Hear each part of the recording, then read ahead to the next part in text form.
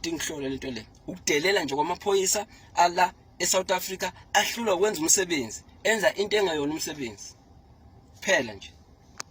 Welcome to Zwide Media. If you're new to this channel, please subscribe. Don't forget to like, comment and share. Here's a new video for today. Enjoy.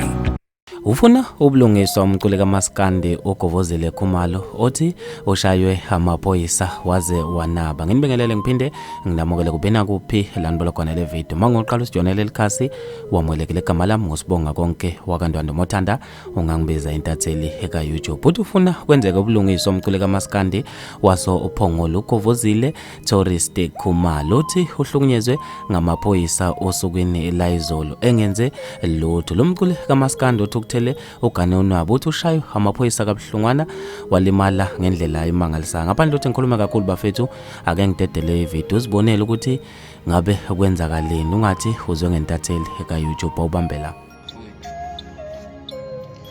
Ngithi nje ekuseni ake ngivuka ngichazele nje ngohambo lodlezo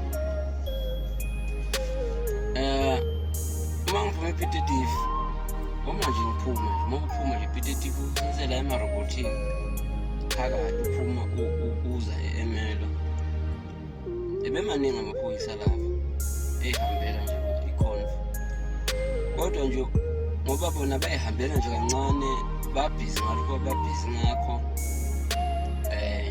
nami ngiyihambela njengoba ngihamba nje ngiyala ngiyathi ngiyakhona ukusuka lapha ko7 kuya ko8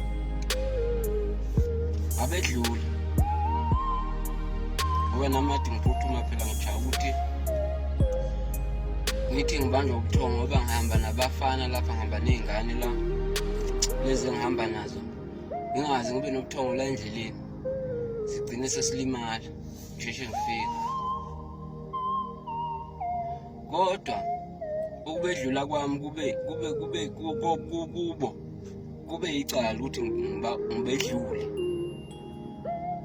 ngoba ngedlule ngicabanga ukuthi ngedlule imoto ezimbili akade ziphambi kwami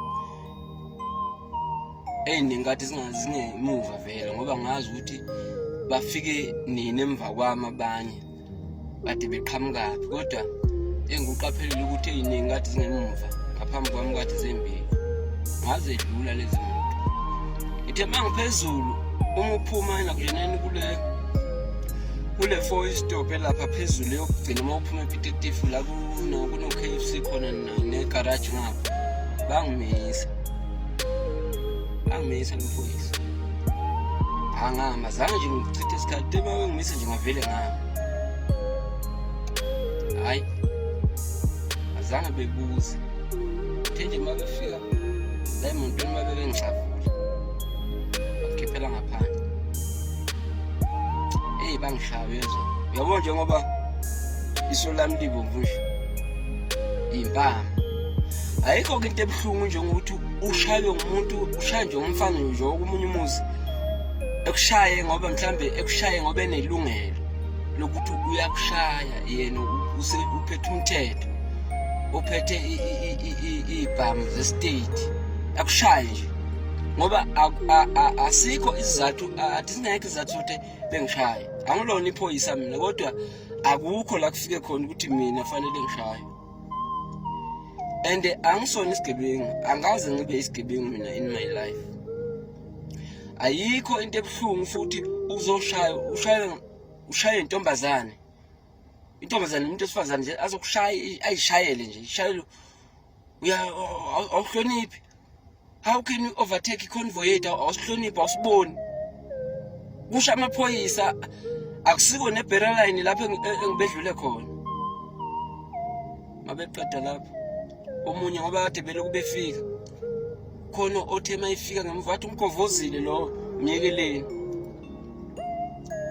asebangeka okay kushuthi ngoba bethi umgovozile lo myekeni ngasiya kushuthi kuba kade ngingasogovozile kushuthi ngabe ngijani bebezoshaya ngoba phela ngishaye laba nje kuseza abantu fuka abanye bangiyeke sebegcwele lapha sebemile lapha sebemisa imoto ngathi ngisigebengu leso sikhathi angazi ngoba isigebengu and uzothola ukuthi mangenza research uzothola ukuthi epitative izolo kunengi indawo okuganga ukuzona.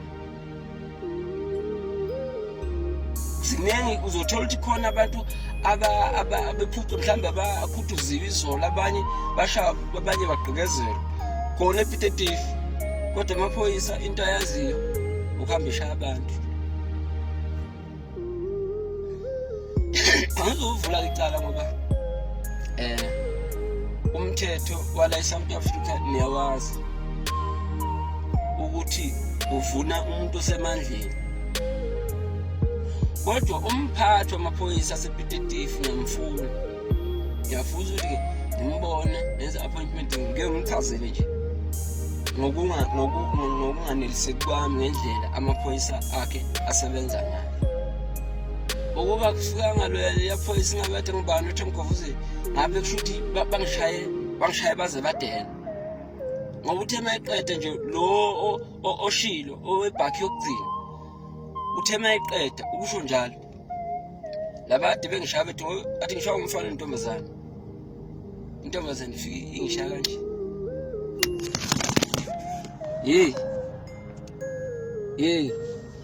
Hayi kahleni bafana bakithi. Ayikho into ebuhlungu nje ukuthi nje ngoba kade ngihamba nalabafana bami nje engidlala nabo ingoma kubo ngifana nomuntu obavikelayo kubo bafana nezingane zami.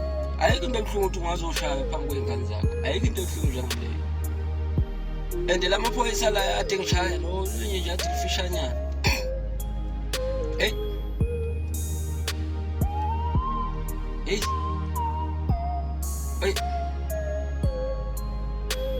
Hayi ukuthi anginawo amandla, bengenawo amandla okuyilwela. Kodwa ngoba kade ngishaywa ngabantu phela abasemandleni la eSouth Africa. Umuntu ushaywa amaphoyisa engenzanga lutho. Umshaye nje. Ngishaya ukuthi ngiba overtaking. Cha yilokho nje bafethe ngisho ukuthi hambe kahle izolo. Mase ngibuya ngazoshaya nje amaphoyisa asepitative.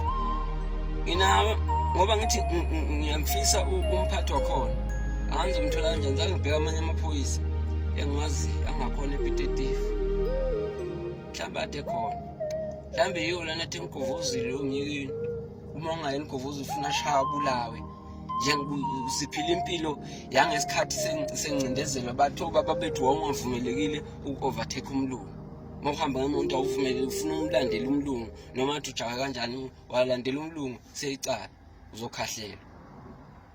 Ngoba ngifuna umphandi nje umphoyisa asepitative ngifuna ukungichazela ngoba ngicabanga ukuthi imonto engikhonile usho ukuthi inumber plate zayo zo3 ngamaveni ay2 nekhumbi eyodwa kodwa kade zingaphezulu kwa3 lezi yamonto.